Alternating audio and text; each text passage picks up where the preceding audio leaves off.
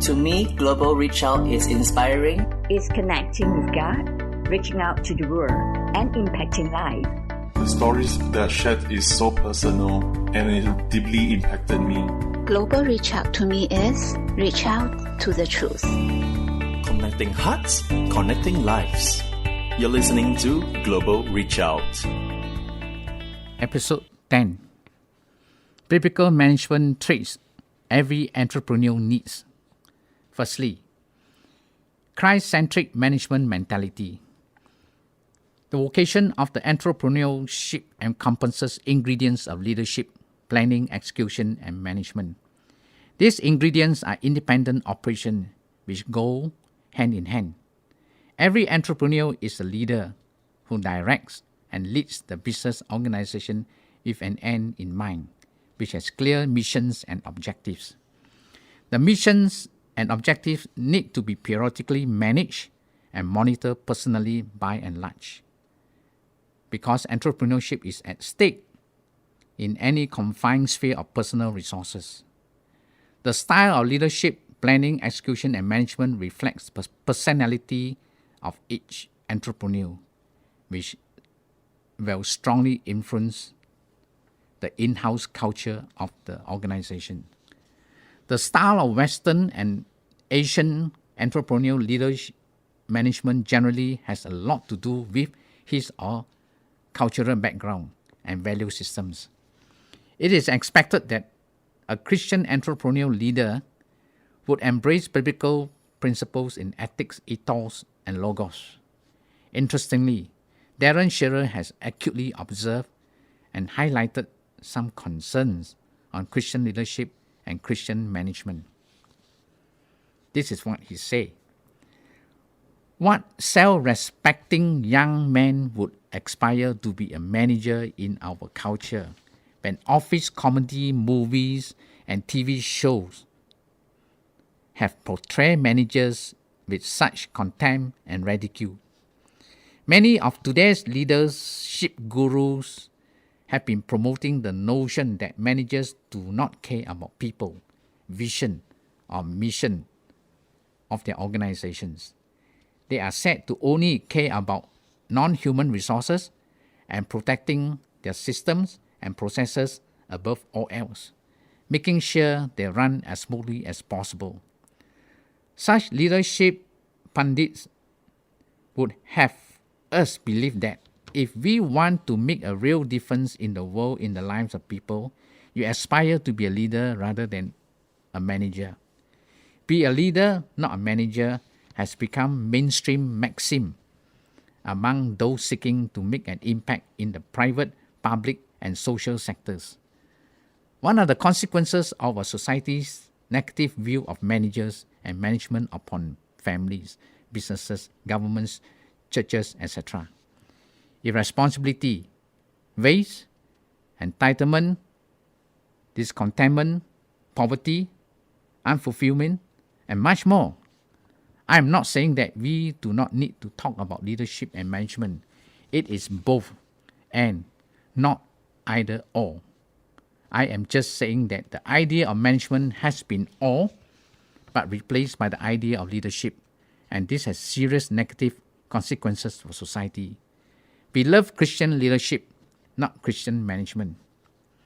In Western culture today, the term Christian leadership is literally hundreds of times more popular than Christian management.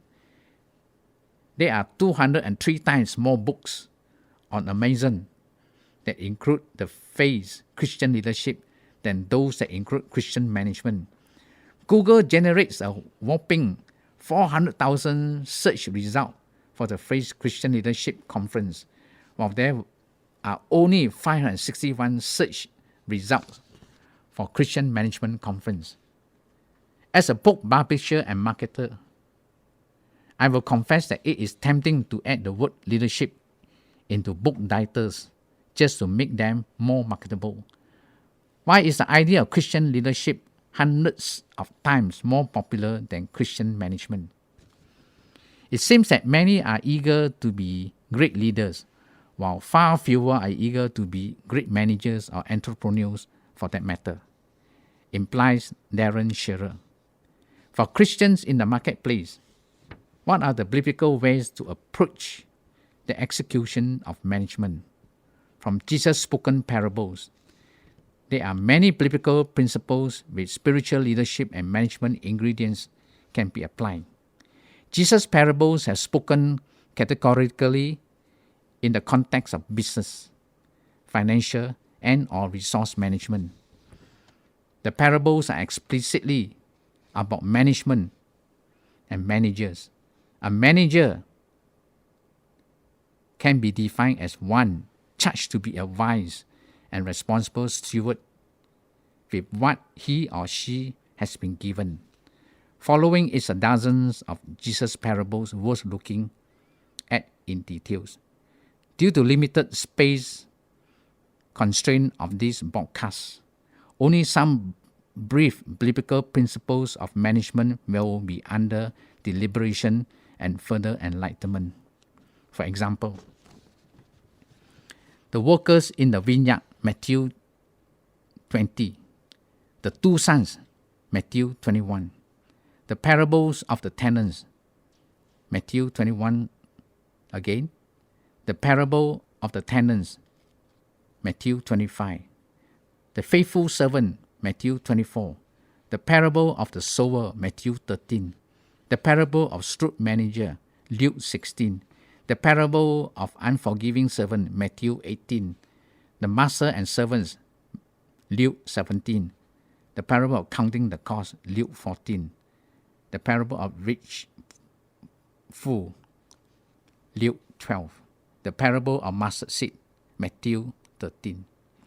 These parables will serve as gold mines of wisdom in management resources for entrepreneurial leadership, as well as entrepreneur-like managers. They contain profound Christ-centric biblical and spiritual elements which can be summarized as follow. Number 1, entrepreneur to honor an agreement made. Let's look at Matthew 20, the workers in the vineyard. It seems that the workers are not being treated equally. Those who work longer hours are not fairly rewarded. The core of the matter is not so much about the difference of working hours. The landowner does not shortchange his workers in wages. He honors what he has agreed with his workers, regardless of how long or short working hours are. He does not show favoritism to any worker. He pays what is due and is agreed upon. He does not discriminate between his workers of different backgrounds of race, color, class, gender, but treats and honors each worker equally. He is generous in his promises. Number 2, entrepreneurs should not boast and pretend to be somebody of superiority if she or he is not. Let's look at the parable of the two sons, Matthew 21. He or she must be honestly true to oneself. Be faithful to a commitment. The do what you say you will do attitude is of utmost importance to provide one's truthfulness and not making excuses when a commitment fails due to incompetence or lack of effort.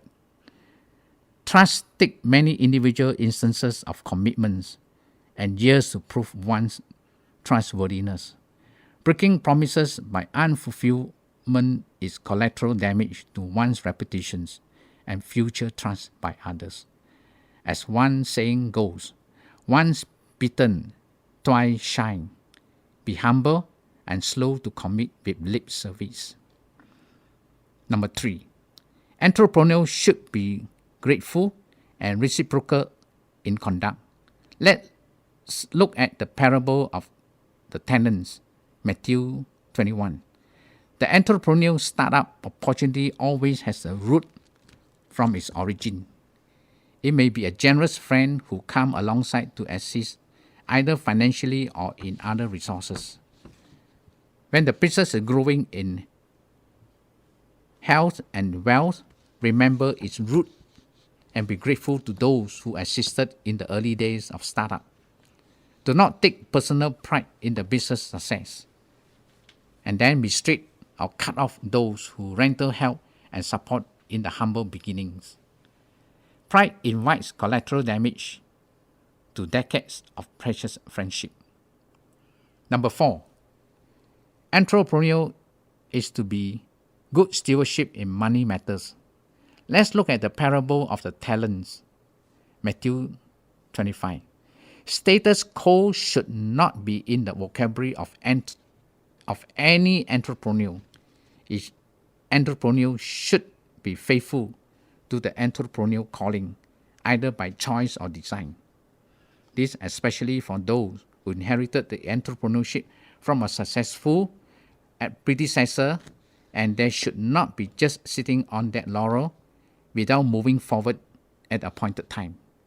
The dynamics of the entrepreneurial calling is that the entrepreneur must show initiatives, make vital decisions, apply effort, and take risks if necessary.